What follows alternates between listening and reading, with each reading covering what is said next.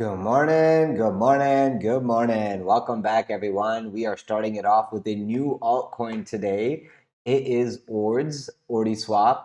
It is basically a solution to some tech that Bitcoin is missing. So it solves those issues basically on Bitcoin's chain. So it's like PancakeSwap for a Binance chain, but for Bitcoin, and Uniswap for Ethereum, but for Bitcoin, if that makes any sense to you. This is the coin that people have been doing the inscriptions over the last few days, and it's been blowing up. People are actually interesting. It's basically Bitcoin's first DEX. So on the weekly time frame, you can see this coin's only been out for 4 weeks. So this is a very new coin. Buying has slowed down, selling has started this week. So it's pullback time. Where we go to, we will only see because it's a too new of a coin to see on a weekly time frame. So I'm going to zoom it down to daily now.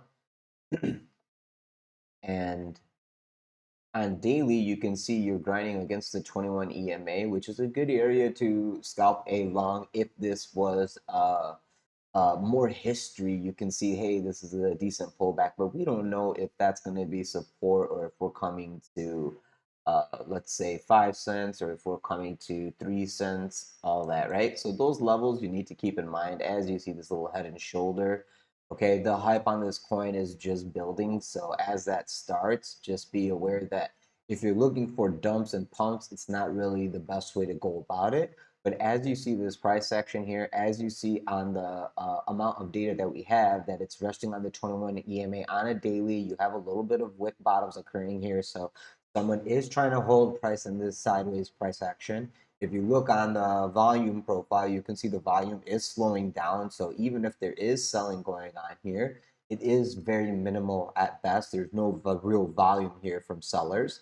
So after this daily close, if we can hold around 7 cents, the next day, yes, 7 cents. Next day we can open and go test into 7.5 and see if 7.5 is going to be resistance, or if we can close above it and looking for the next level of resistance, which will be around 8.5 cents.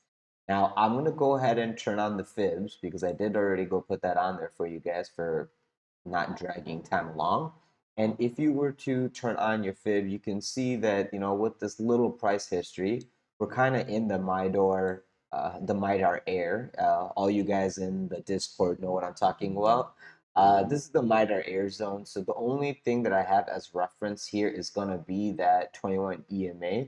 So I'm going to zoom it down even more to see in this consolidation if we're going to actually come back into this 8 to 10 cent area, or if we're going to come and test back into 3.5 cents, find support, and then break back above that 7 to 8, 10 cent area. Obviously, uptrend is where we're looking for, since this is a very, very new asset. And there is some news hype on it. On the 4-hour EMA, 4-hour time frame, you can see we were resting on the 100 EMA.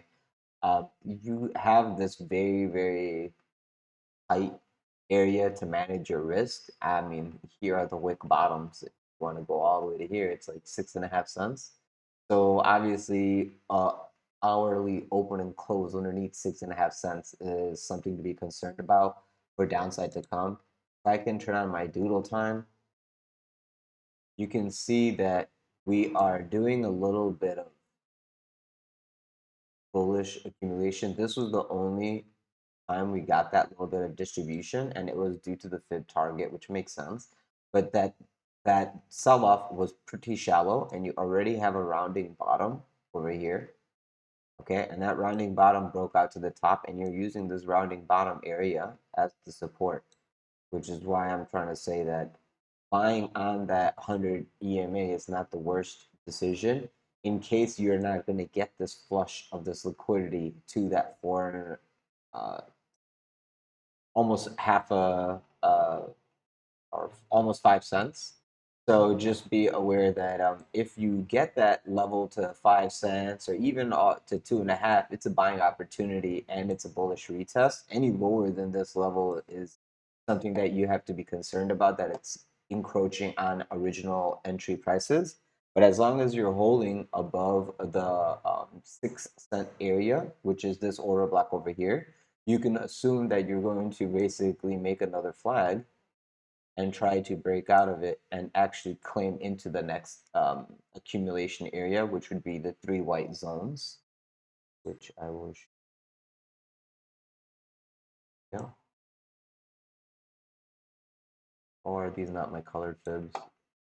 Yeah, they are.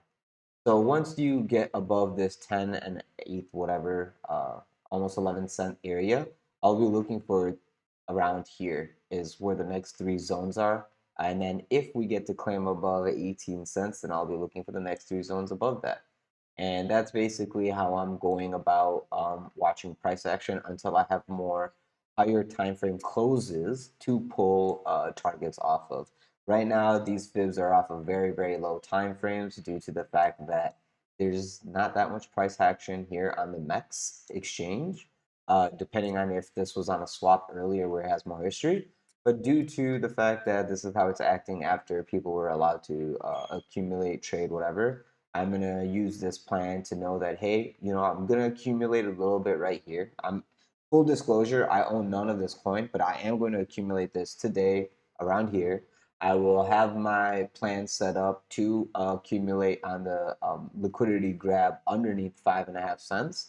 And then I will have more liquidity ready to buy at 2.5 cents. And then after 2.5 cents, I will not add. I will just hold and accumulate until we see some sort of either break of the 2.5 cent range to the downside, like actually losing this low and making new lows, or if we're going to accumulate and take out the tops. And then what I will do is I'll set up my ladder to basically take profit in the next 3 zones. After we clear 11.5 cents, I'll be looking for taking profit around 16, 18, and what I'll do is move my stop to profit and then let the rest of it run.